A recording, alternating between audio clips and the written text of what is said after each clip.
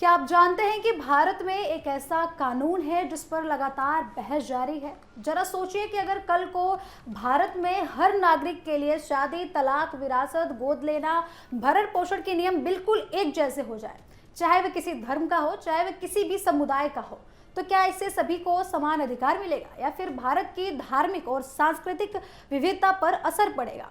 अब यही सवाल यूनिफॉर्म सिविल कोड यानी कि यूसीसी को भारत के सबसे चर्चित संवैधानिक मुद्दों में से एक बनाता है। आखिर यूसीसी है क्या?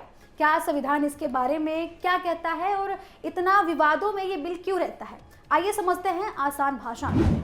सबसे पहले समझते हैं कि यूनिफॉर्म सिविल कोड यानी कि यूसीसी का मतलब क्या है। भारत में आपराधिक कानून, ट्रैफिक नियम और कई अन्य कानून सभी नागरिकों पर समान रूप से लागू होते हैं, लेकिन शादी, तलाक, विरासत, गोद लेना, भरण पोषण और उत्तराधिकारी जैसे व्यक्तिगत मामलों में अलग अलग धर्मों के लिए अलग अलग व्यक्तिगत कानून लागू होते हैं। यूसीसी की अवधारणा कहती है कि इन सभी नागरिक मामलों में धर्म के आधार पर अलग अलग कानून की जगह एक ही समान नागरिकता कानून लागू होना चाहिए, ताकि सभी भारतीय नागरिकों के लिए एक जैसा कानून हो। अगर भविष्य में पूरे देश में यूसीसी लागू होता है तो सामान्य रूप से शादी के नियम सभी के लिए समान हो सकते हैं, तलाक की प्रक्रिया एक जैसी हो सकती है, बेटा और बेटी दोनों को विरासत में बराबर अधिकार मिल सकता है, गोद लेने के नियम सभी नागरिकों पर समान रूप से लागू हो सकते हैं, पति पत्नी के भरण पोषण से जुड़े प्रावधान भी एक जैसे हो सकते हैं, यानी कि व्यक्तिगत मामले में धर्म के आधार पर अलग अलग कानूनों की जगह एक समान नागरिक कानून लागू किया जा सकता है। हालांकि किसी भी यूसीसी का अंतिम स्वरूप उस कानून पर निर्भर करेगा जिसे सरकार और संसद पारित करे। अब सबसे बड़ा सवाल उठता है कि क्या पूरे भारत में यूसीसी लागू हो चुका है? तो जवाब है नहीं। जून 2026 तक राष्ट्रीय स्तर पर पूरे भारत में यूनिफॉर्म सिविल कोड लागू नहीं हुआ है। हालांकि कुछ राज्यों ने अपना यूसीसी कानून बनाया है और उसे लागू भी किया है, जबकि कुछ अन्य राज्यों में इस विषय पर चर्चा और विधायी की प्रक्रिया जारी है। इसलिए फिलहाल पूरे देश में एक समान नागरिक संहिता लागू नहीं है।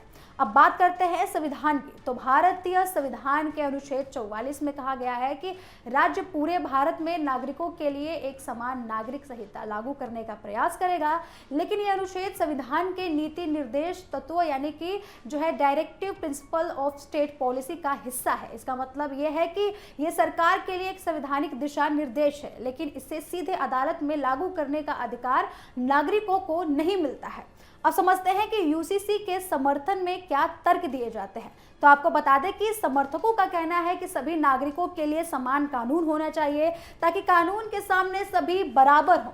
उनका मानना है कि इससे महिलाओं और पुरुषों के अधिकारों में अधिक समानता आएगी, अलग अलग व्यक्तिगत कानूनों में जुड़ी विवाद जो है कम होंगे और कानूनी व्यवस्था अधिक सरल रूप ले सकती है। वहीं दूसरी ओर विरोध करने वाले लोगों का यह कहना है कि भारत कई धर्मों, संस्कृति और परंपराओं वाला देश है। ऐसे में जब एक समान कानून लागू करने से होता है तो जो है किसी भी समुदाय या फिर कोई भी समुदाय हो, कोई भी धर्म हो, कोई भी मतलब कम्युनिटी के लोग हो, उन पर, उनके परंपराओं पर उन पर गहरा असर पड़ेगा, उनकी परंपराएं जो है प्रभावित हो सकती हैं।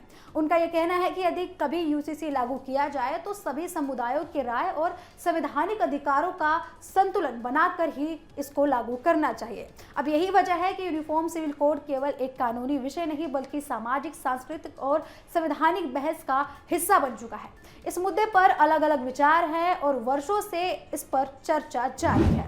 तो अब आपकी बारी। क्या आप भी मानते हैं कि पूरे देश में समान नागरिक कानून होना चाहिए या फिर अलग अलग व्यक्तिगत कानून बने रहना चाहिए या फिर इस बिल में कोई भी संशोधन होना चाहिए?